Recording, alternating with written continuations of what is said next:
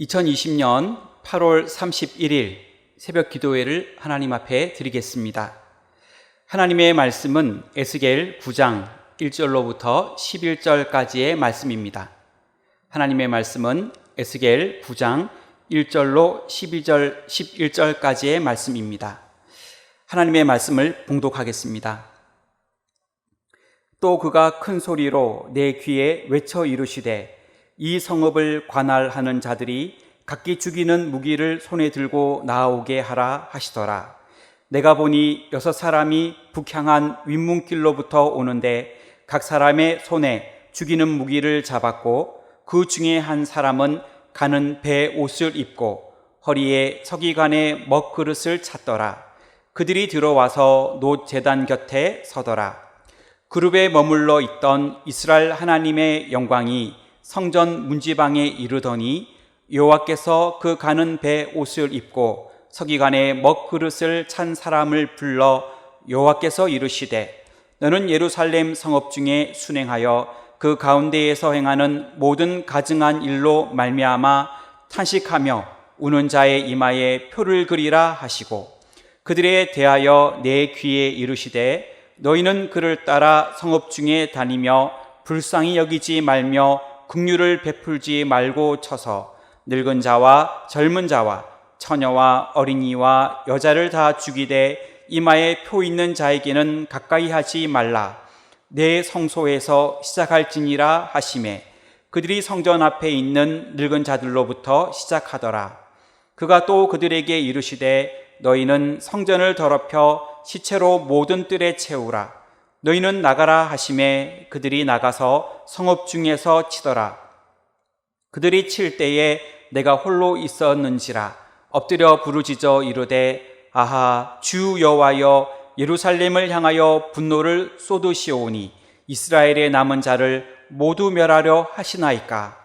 그가 내게 이르시되 이스라엘과 유다 족속의 죄악이 심히 중하여 그 땅에 피가 가득하며 그 성읍에 불법이 찼나니 이는 그들이 이르기를 여호와께서 이 땅을 버리셨으며 여호와께서 보지 아니하신다 함이라.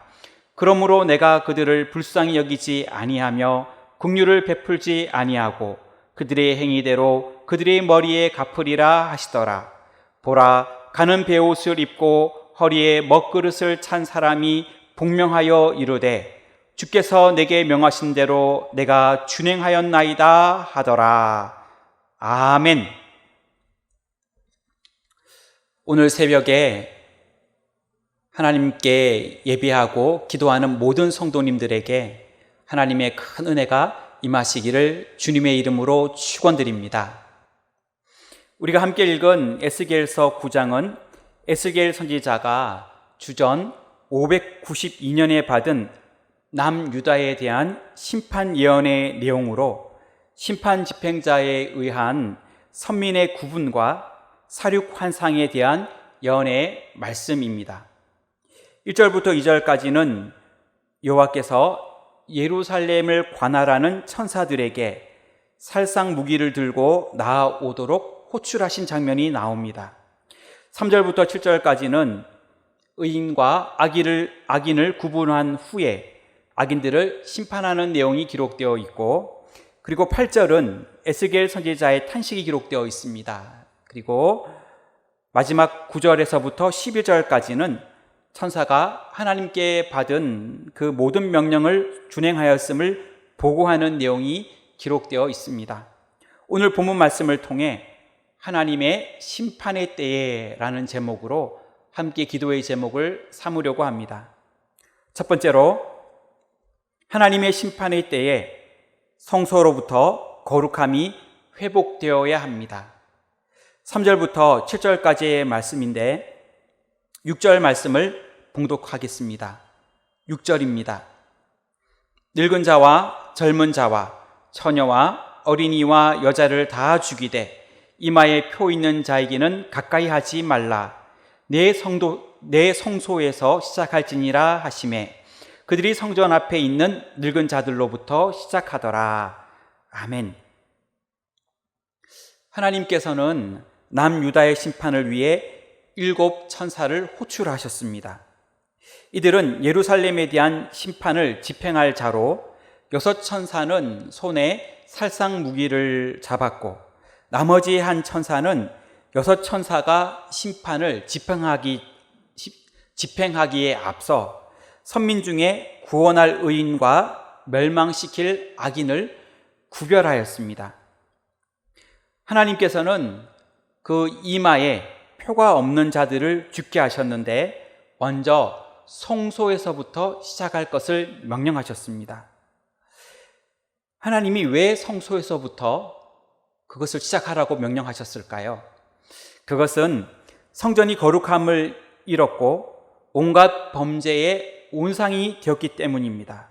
또한 성전에서 유다 사람들이 많은 불의를 일삼았기 때문입니다. 당시에 성전은 많은 우상들로 넘쳐났고 심지어는 제사장들이 성소의 현관문 앞에서 태양신을 섬기는 숭배를 행하였습니다. 그래서 7절을 보면 우상 숭배의 장소가 되었던 성전이 천사들의 심판을 통해 우상 숭배자의 시체로 가득하게 되었음을 기록하고 있습니다. 하나님께서는 성소로부터 심판을 통하여 거룩함을 회복시키셨습니다. 오늘날 하나님의 성전인 교회는 하나님이 임재하시는 곳이 되어야 하며 하나님의 축복이 임하는 곳이 되어야 하며 죄인들을 구원하는 통로가 되어야 합니다. 하나님의 전인 교회는 거룩한 하나님의 성전이 되어야 하며 항상 깨어 근신하며 거룩한 일에 힘쓰는 곳이 되어야 합니다. 죄악은 모양이라도 버려야 하고 불의와 타협하지 말아야 합니다. 그리고 믿음의 선한 싸움을 싸워야 합니다. 우리가 속한 교회에서부터 그리고 하나님의 성전이라고 할 수 있는 나 자신부터 거룩함이 회복되어져서 구원의 통로로서의 기능을 다할 수 있기를 이 시간 주님의 이름으로 축원드립니다. 두 번째로 하나님의 심판의 때에 중보하는 사람이 되어야 합니다. 8절 말씀을 봉독하겠습니다. 그들이 칠 때에 내가 홀로 있었는지라 엎드려 부르짖어 이르되 아하 주 여호와여 예루살렘을 향하여 분노를 쏟으시오니 이스라엘의 남은 자를 모두 멸하려 하시나이까. 아멘. 에스겔 선지자는 하나님의 심판을 보면서 유다 백성들을 위해 탄식하며 호소하고 있습니다. 특별히 에스겔은 홀로 성전에 남아 하나님 앞에 기도하고 있습니다. 에스겔은 유다 백성들의 범죄도 알고 있었고 그들의 우상 숭배도 잘 알고 있었습니다. 그래서 그들이 그 때문에 하나님의 심판이 지금 집행되는 것도 알고 있었습니다. 하지만 중보자로서 에스겔은 선민을 위해 계속해서 기도하고 있습니다. 이러한 에스겔의 중보 기도는 에스겔의 그 소원대로 이루어지지는 않았습니다. 그 이유는 9절과 10절에 나오는데 9절에 보면 이스라엘 백성들의 죄악이 심히 중하였고 성을 그 죄악이 가득 채웠기 때문이다 말하고 있고 10절의 말씀을 보게 되면 이미 하나님께서는 심판을 시행하기로 결정하셨기 때문이라고 말하고 있습니다. 성경에서도 중보 기도의 예들이 많이 나옵니다. 예를 든다면 예레미야의 기도, 그리고 우상 숭배했던 백성들을 위해 기도했던 모세의 기도, 소돔과 고모라를 위해 중보 기도를 올렸던 아브라함의 기도, 또 자신을 핍박하며 복음을 거부했던 유대인들을 위해 간절하게 중보했던 바울의 기도 등이 성경에 기록되어 있습니다. 하나님의 사람들은 자신만을 위해 기도하지 않고 하나님의 돌보심이 필요한 사람들을 위해 심지어는 죄악된 세상을 위해서도 끝까지 중보 기도를 드려야 할 줄로 믿습니다. 우리 하나님께서 믿는 우리들에게 그리고 죄악된 세상을 살아가는 모든 이에게 긍휼을 베풀어 달라고 회복의 은혜를 허락해 달라고 우리 모두는 중보 기도를 드려야 할 줄로 믿습니다. 우리의 중보 기도로 인해 하나님의 놀라운 기적적인 회복과 새 생명의 역사가 일어날 수 있기를 주님의 이름으로 축원드립니다. 마지막 세 번째로 하나님의 심판의 때에 하나님의 사명을 감당해야 합니다. 9절부터 11절까지의 말씀인데 11절 말씀을 봉독하겠습니다.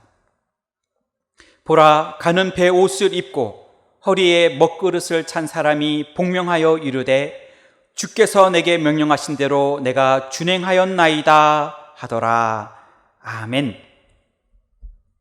11절에 나오는 가는 배 옷을 입고 허리에 먹그릇을 찬 사람은 하나님의 천사를 말합니다. 그가 하나님께 받은 명령은 4절을 보게 되면 잘 기록되어 있습니다. 탄식하며 우는 자의 이마에 표를 그리라는 것입니다. 그 말은 무슨 말이냐면 의인들의 이마에 구별되는 표를 그리라는 것입니다. 그래서 이 먹그릇을 찬 천사가 의인들의 이마에 표식을 다 합니다. 그래서 6 천사들이 심판할 때 그 의인들은 건들지를 않았고 악인들은 심판하게 되었지요. 그가 하나님의 명령대로 의인과 악인을 구별한 후 심판이 집행되었다는 것입니다. 그리고 그가 하나님의 명령을 다 수행한 후에 그는 하나님께서 명하신 대로 다 수행했다고 복명하고 있습니다. 하나님의 천사가 하나님을 수종하며 하나님의 명령을 순종한 것처럼, 수행한 것처럼 우리들도 하나님의 자녀이며 하나님의 백성으로 하나님의 일을 위하여 세움받은 하나님의 종으로 하나님께서 맡겨주신 사명을 잘 감당해야 합니다. 예수님도 하나님의 종으로 오셨고 골고다 십자가에서 죽으시기까지 하나님의 명령에 순종하였습니다. 저와 여러분 모두가 하나님의 종으로 하나님 앞에서 충성스럽게 하나님께서 맡기신 사명을 잘 감당할 수 있기를 주님의 이름으로 축원드립니다. 말씀을 정리합니다. 하나님의 심판의 때에 성소로부터 거룩함이 회복되어야 합니다. 중보하는 사람이 되어야 합니다. 하나님의 사명을 감당해야 합니다. 이러한 하나님의 사람이 되어지시기를 주님의 이름으로 축원드립니다. 기도하겠습니다.